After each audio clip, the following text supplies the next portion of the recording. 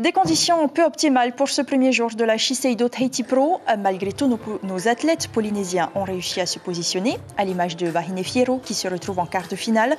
Mihimana Braille, lui, se hisse en huitième de finale. Kauli Vast et Matheid Rolé devront encore faire leurs preuves. Et malheureusement, Aylan Vast est écarté de la compétition.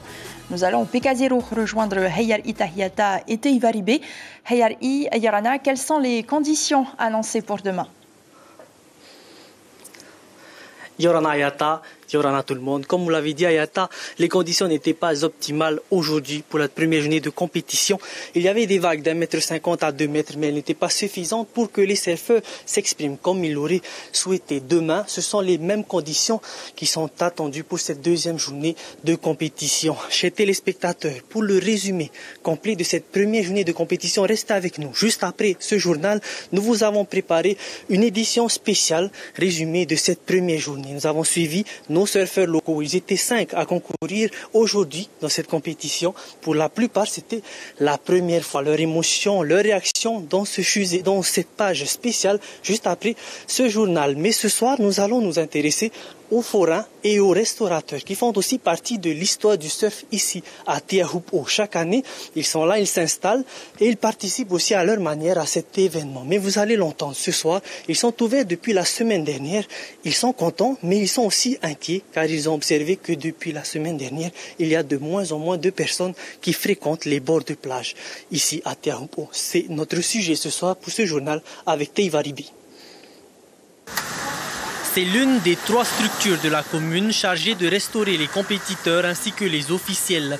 Une manne économique non négligeable mais qui nécessite un peu d'organisation.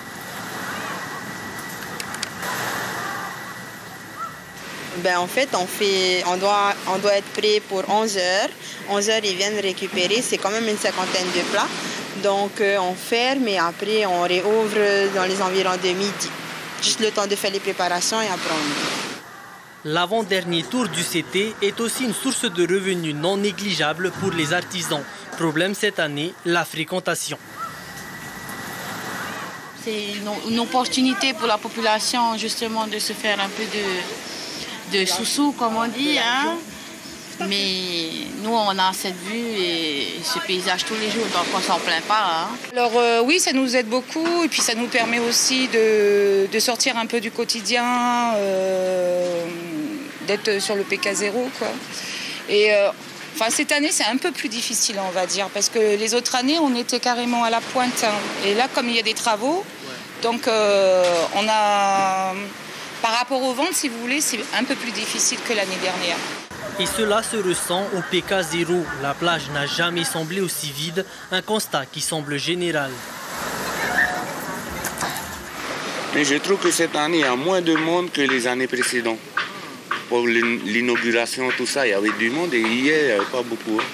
Je trouve ça... Ouais, voilà. C'est dû à quoi d'après toi? C'est peut-être les travaux de la marina, tout ça.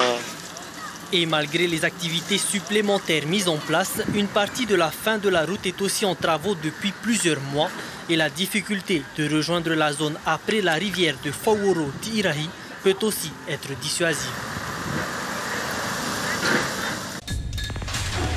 L'information en continu sur Polynésie la première, Internet et réseaux sociaux.